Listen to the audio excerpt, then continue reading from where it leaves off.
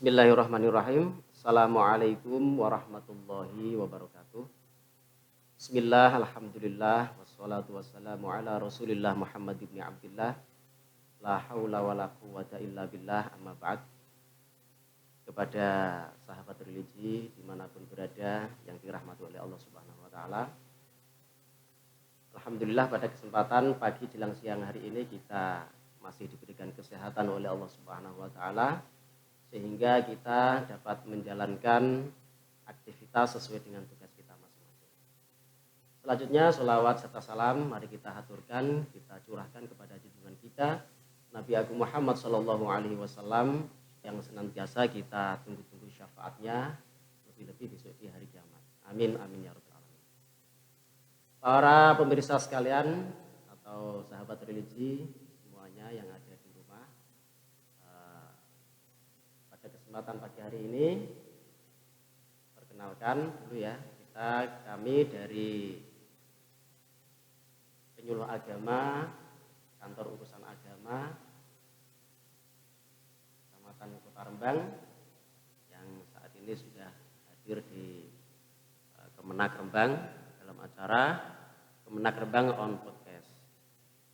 Pada kesempatan kali ini kita akan ngobrol-ngobrol santai atau berbincang bersama narasumber kita. Sebelumnya akan kami kenalkan, kita akan nanti ngobrol-ngobrol santai ya bersama narasumber kita, yaitu Bapak Mutrik Bahraini, asal dari penyuluh agama Islam kantor urusan agama Kecamatan Bangsa. Bapak Mutrik Bahraini ini lebih akrab dipanggil dengan Gus Mutrik. Mari kita apa dulu. Assalamualaikum Gus Mutrik. Waalaikumsalam warahmatullahi wabarakatuh. Gimana kabar hari ini? Alhamdulillah. Alhamdulillah. Sehat Gus ya? Sehat alhamdulillah. Oke. Langsung saja nggak berlama-lama karena nanti kita akan deadline waktunya 20 menit ke depan ya. Ini Gus. Podcast hari ini kira-kira kita nanti akan ngobrol tema apa Gus? Ya, sebelumnya saya menyapa dulu pada sahabat religi. Assalamualaikum warahmatullahi wabarakatuh. Pada semua sahabat religi, kesempatan yang mubarak ini perkenankan kami akan memberikan tema tentang Maulid. Oh gitu. Ya, karena kita kebetulan bulan Maulid ini. Iya, ini karena bulan Maulid saya akan coba untuk mengupas tentang apa itu Maulid Nabi dan seterusnya. Nanti kita. Oke. Baik, terima kasih Gus. Untuk para pemirsa sekalian, sahabat religi yang ada di manapun berada, tema kali ini kita akan bincang-bincang atau membahas, mengupas tentang Maulid. Nanti mari kita dengarkan, kita simak ulasan atau paparan singkat tentang Maulid yang akan disampaikan kepada narasumber kita, yaitu Gus Mutrik. Waktu secukupnya kami persilakan. Monggo Gus Mutrik. Terima kasih Pak Ustadz Lebhun. Sahabat religi, sebelumnya istilah Maulid ini seperti yang kita ketahui di masyarakat itu ada beberapa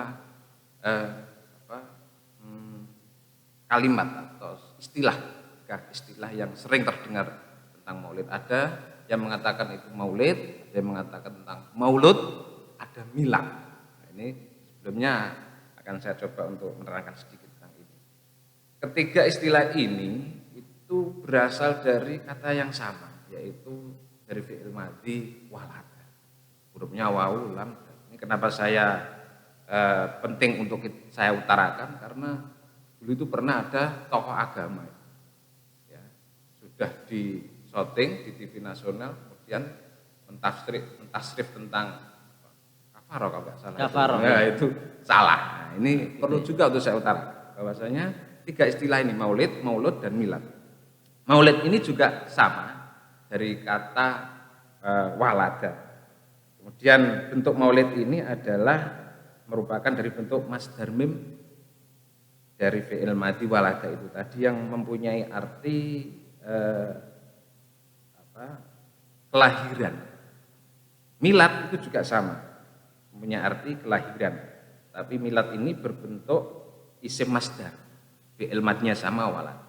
Kemudian kalau maulud ini juga sama dari walada, tapi bentuknya berbeda. Maulud itu bentuk isim maf'ul, artinya adalah sesuatu yang dilahirkan. Ya, sesuatu yang dilahirkan itu ya kalau kita memperingati tentang Maulid Nabi, ya yang dilahirkan adalah Kanjeng Nabi Muhammad SAW. Nah, kesempatan ini saya akan memberikan sedikit cerita ringkas apa itu Maulid Nabi Muhammad SAW, karena kita mengharapkan syafaat beliau kelak di hari kiamat. Amin. Demikian Pak. Oh ya, itu tadi tentang istilah Maulid ya. Jadi dari bahasa atau dari asal usul katanya Maulid. Terus kemudian untuk Maulid itu sendiri, sebenarnya Maulid itu kan memperingati kelahiran Nabi Muhammad. Kira-kira dari kita memperingati ini ada harapan-harapan yang ingin kita raih dari kita memperingati Maulid itu sendiri, atau gimana Gus? Kenapa kok orang itu semangatnya luar biasa untuk memperingati Maulid? Monggo, silakan. Di masyarakat khususnya di Indonesia ini masih banyak juga yang apa istilahnya anti mainstream tentang Maulid. Mereka tidak setuju dengan perayaan Maulid, mengatakan bahwa Maulid itu bid'ah dan seterusnya. Nah, kalau saya memilih bahwa saya Maulid itu adalah sebuah bentuk penghormatan kita kepada Kanjeng Nabi Muhammad SAW. Karena kata Profesor Quraisy Shihab, mengapa kita harus merayakan Maulid itu agar apa? Agar kita mengenal Kanjeng Nabi. Jadi Maulid itu tujuannya kita mengenal dulu tentang siapa itu Kanjeng Nabi. Kalau kita sudah mengenal, maka kita akan bisa mencintai beliau. Seperti kata pepatah, kalau nggak kenal maka nggak sayang. Nah, gitu itu ya. saya mengikuti apa yang telah didhawuhkan oleh Profesor Quraisy Shihab. Nah, bentuk Maulid ini dulu pernah dirayakan pertama kali di zaman kekhalifahan Al-Hakim Billah. Ini dulu juga seperti itu, kontroversi. Boleh enggak Maulid dan seterusnya. Kanjeng Nabi saja tidak melakukannya kan gitu. Itu salah. Bahwasanya pandangan mereka tentang Kanjeng Nabi itu tidak merayakan Maulid itu salah. Kenapa? Karena Nabi sendiri untuk merayakan kelahirannya beliau itu berpuasa. Jadi di hari Senin Rasulullah itu berpuasa untuk mensyukuri hari kelahirannya. Nah, ini bentuk ini yang kemudian istilahnya diteladani oleh para ulama-ulama kita, yang kemudian dipraktekkan oleh masyarakat dengan berbagai macam acara. Ada namanya kemudian di tradisi masyarakat Madura itu ada tradisi muluden, ada di Minang itu ada tradisi ngoladu, kemudian di Kudus itu ada tradisi grebek Maulid. Nah, itu juga ada. Itu sebuah bentuk perayaan. Ya, karena apa? Karena Nabi sendiri juga merayakan hari kelahirannya dengan berpuasa. Jadi jangan salah kita merayakan Maulid ini tetap ada pijakan, tetap ada dasar seperti halnya yang telah diajarkan oleh para ulama, para. Nah, terus hukumnya apa? Hukumnya mubah. Bahkan Kiai Said Akil Siraj, sekarang Ketua Umum PBNU, itu mengatakan bahwasanya hukum merayakan Maulid itu hukumnya adalah sunnah takririyah. Sebuah sunnah yang dilakukan sesuatu bentuk perkataan atau fi'liyah, aktivitas yang dilakukan oleh Rasulullah, tapi di zaman beliau tidak dilakukan. Ini oleh Pak Said itu dikatakan sebagai sunnah takririyah. Jadi menurut saya perayaan Maulid tidak masalah. Itu sebuah bentuk kecintaan kita terhadap kita kenal dulu sama Rasulullah, kemudian baru akan tumbuh tentang cinta itu kepada Rasulullah. Meskipun sesuatu itu jelek di mata orang lain, kalau kita sudah cinta maka akan tampak indah. Betul. Apalagi cinta kita itu kita wujudkan kepada baginda kita Nabi Agung Muhammad SAW yang manusia yang sempurna, sehingga malah luar biasa. Bahkan gini saya tambahkan, Ustaz Ribun, bahwasanya dalam kitab Fathul Bari dari karangan Al-Hafidz Ibnu Hajar Al-Asqalani itu diceritakan bahwasanya dulu itu ketika beliau Rasulullah lahir, Abu Jahal itu kan beliau lahir hari Senin. Sayyidah Aminah bunda Rasulullah itu kemudian memberikan kabar pada bangsa Quraisy bahwasanya melahirkan putra lelaki. Abu Jahal sebagai pamannya itu merasa senang. Kemudian ketika beliau mengetahui bahwasanya ada kelahiran keponakannya, dia merasa senang dan menyembelih seekor domba dan dirayakan karena merasa senang itu loh. Padahal Abu Jahal itu kan sudah dinas oleh Allah untuk masuk di neraka. Gara-gara kesenangan Abu Jahal kepada kelahiran Rasulullah itu, di setiap hari Senin oleh Allah diringankan siksanya. Masya Allah. Itu kecintaan. Itu cuman gara-gara senang aja iya, senang. Nabi lahir itu ya. Iya, Nabi lahir itu kan luar biasa. Nah itu diterangkan dalam kitab Fathul Bari, jelas dalam karangan Al-Hafidz Ibnu Hajar. Pijakannya juga jelas, dasarnya juga. Apalagi kita ini umatnya Nabi Muhammad SAW yang juga mengenal tentang syariat yang diajarkan Rasulullah. Mengapa tidak kita kok tidak merayakan Maulid? Kan lucu kan seperti itu. Oke, para pemirsa di rumah ya, sahabat pendidik sekalian, ini sedikit diceritakan oleh Gus Mudrik bahwa senang saja atas kelahiran Rasulullah di Abu Jahal itu. Maaf, ini Abu Lahab ya? Abu Lahab ya. Iya, Abu Lahab. Rasa senang saja kelahiran Nabi Muhammad itu saja mendapat keringanan siksa neraka. Maka ini cukup untuk menjadi pijakan kita ketika datang bulan Maulid, maka kita juga harus merasa serang, merasa gembira untuk merayakan kelahiran Nabi Muhammad SAW. Kalau kemudian diteruskan, dasar apa lagi untuk bisa meyakinkan kita merayakan Maulid ini? Ini diterangkan dalam Al-Quran surah Yunus ayat 58. Saya bacakan artinya ya. Katakanlah dengan anugerah Allah dan rahmatnya Nabi Muhammad SAW hendaklah mereka menyambut dengan senang gembira.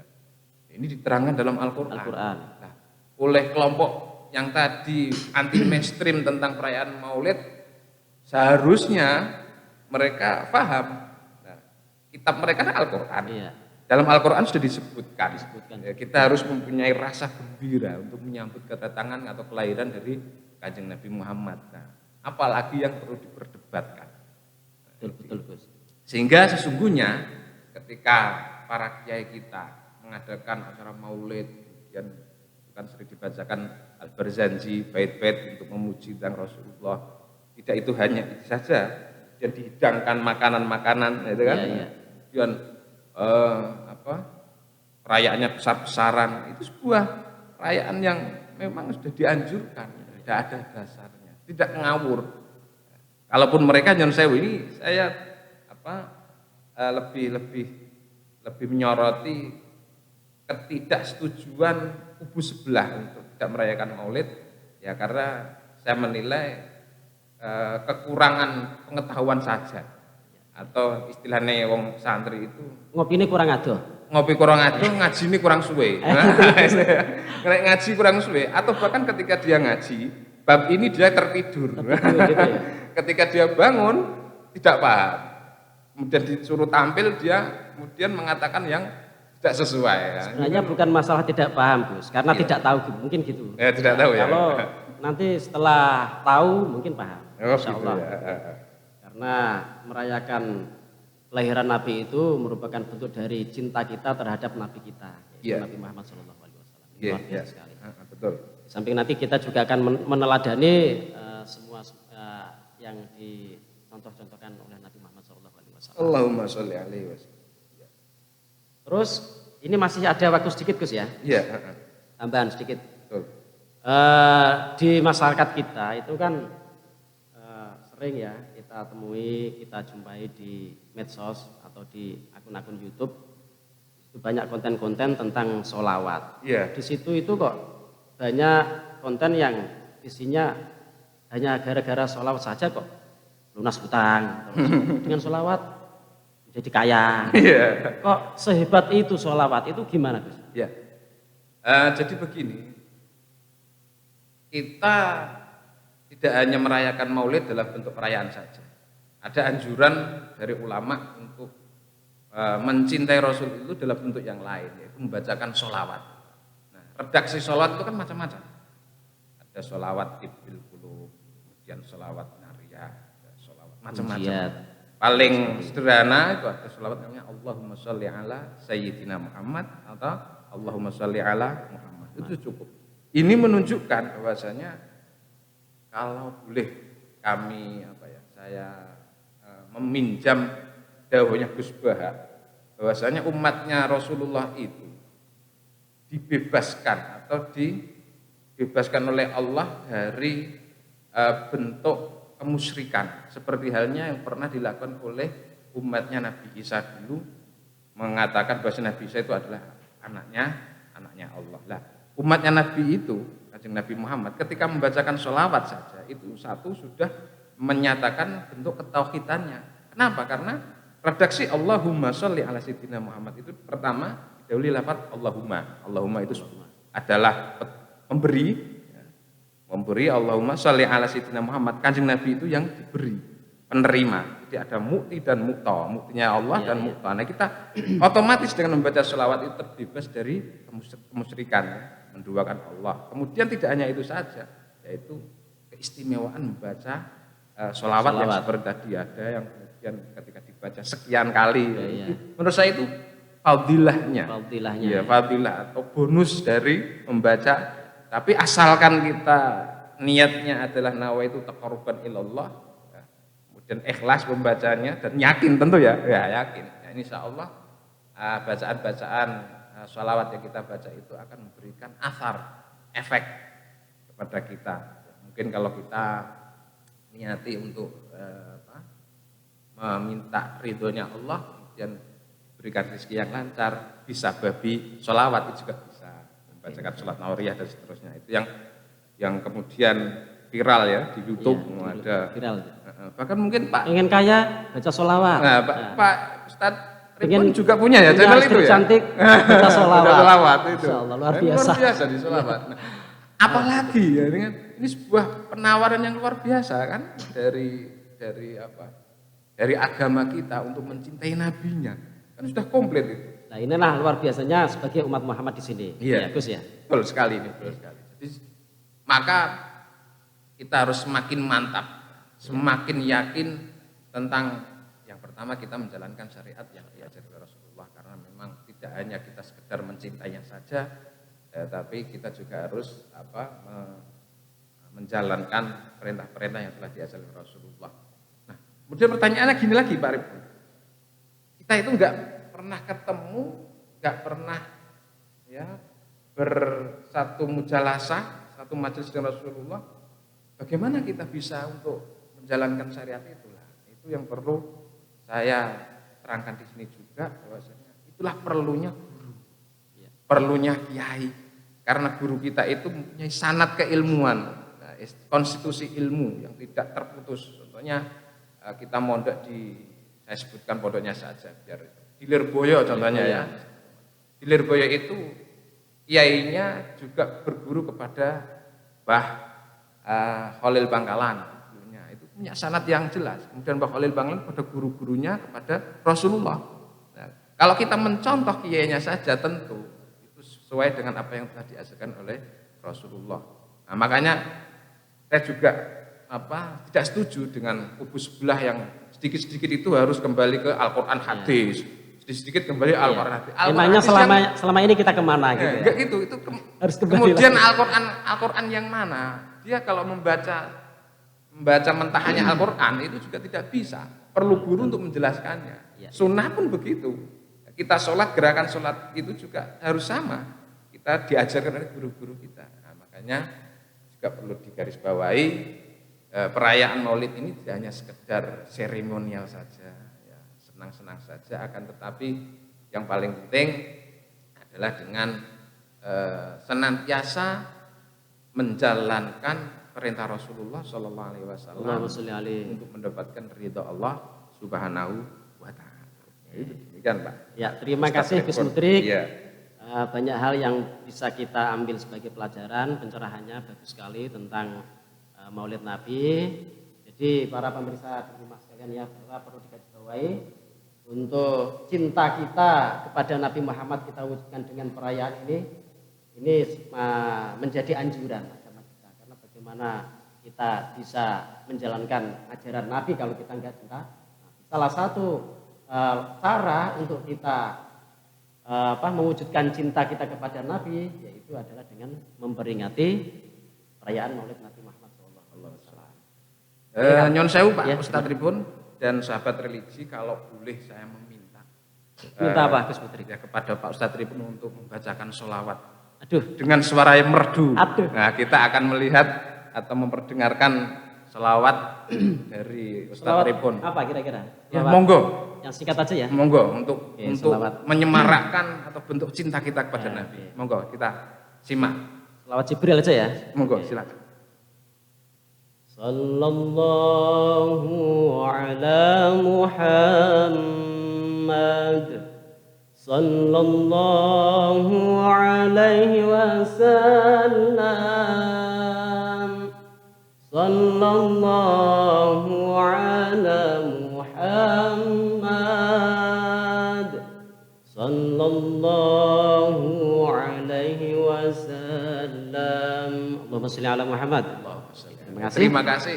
Ya, demikian